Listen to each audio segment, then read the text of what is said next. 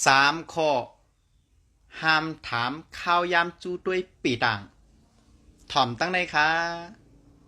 3 ข้อห้ามถามข้าวยามจู้ด้วยปีต่างปอสลับปีต่างฮัตตักเตมีเพหลงตอนตาเผอตีเกียกด้วยปีต่างค่ะอ๋ออาจารย์สลานแนะนำไว้อยู่3 ข้อค่ะ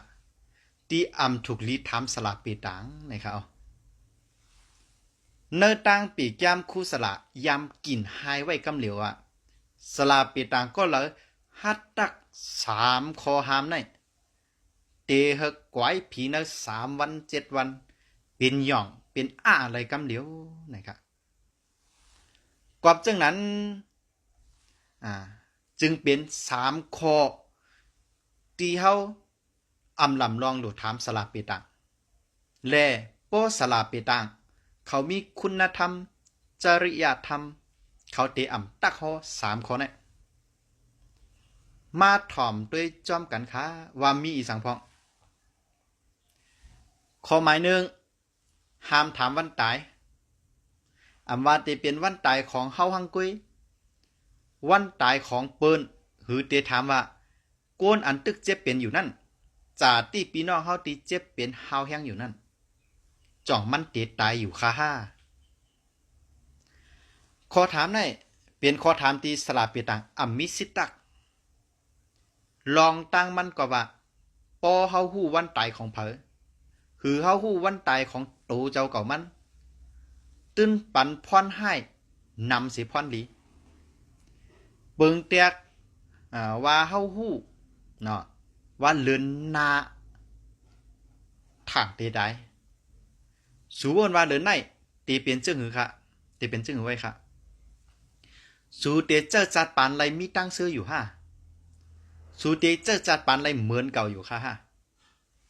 ย่อป้อสูตายเต้จอมหนังความตั้งฮอรู้จัดปานของสูเตแลกลายกว่าแทงกาหือก่อน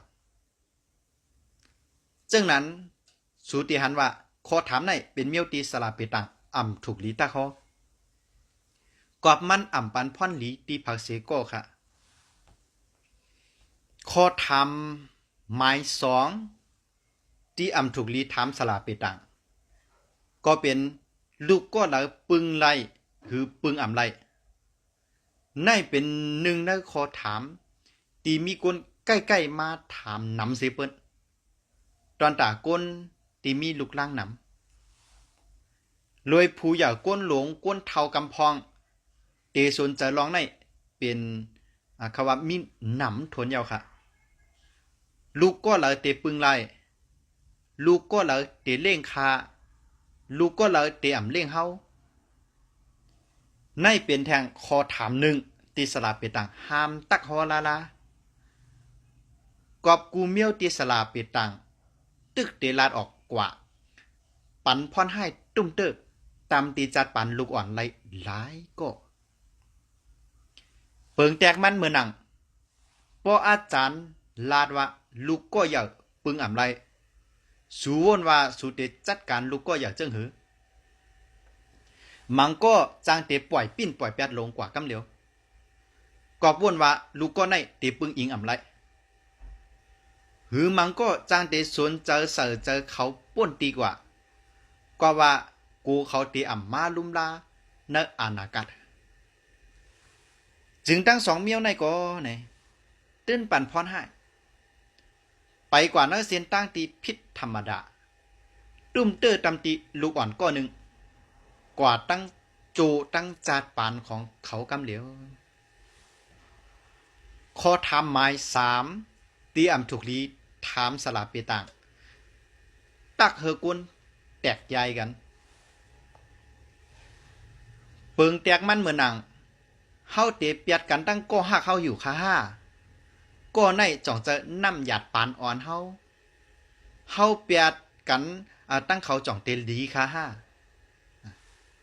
ความตักฮอจังไหนลีโกเต้เหมือนหนังสอนว่าเขากิ้งของการส่วนสอเป่าหูเฮเปิ้นเปียดกันลองตั้งมันก็ว่าการตักฮอจังไหน ปันพรสูคือกวนตีไหลหับความตักฮอกว่านั้นไงเฮ็ดโดตามตีกวนก็อันเขาถามกว่าเนอเส้นตักอันแหลกลายกว่าหมันแม่นนะย้อนขอดยอดคอถามตั้ง3คอถามนะครับป้อเตเจียงเลี้ยงและเขาจะเหมือนกันนั่นไงเป็นเมียวตีเฮาอำลำร้องอำไหว้กาขันอำตามหลูถามสลับไปต่างสิทธิ์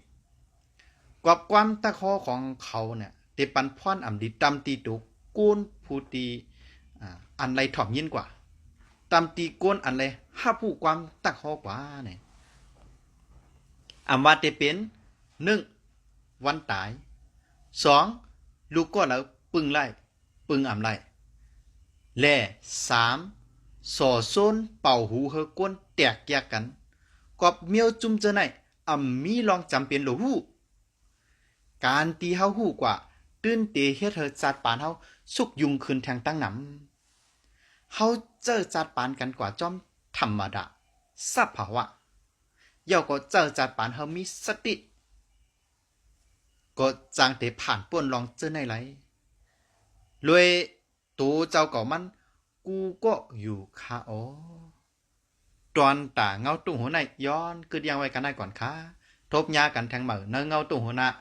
สลาตื้นหลีสลากาปานเหมือว่วนถึงจูจตะว่วนถึงสลาตื้นหลีเหมือสูงค่ะ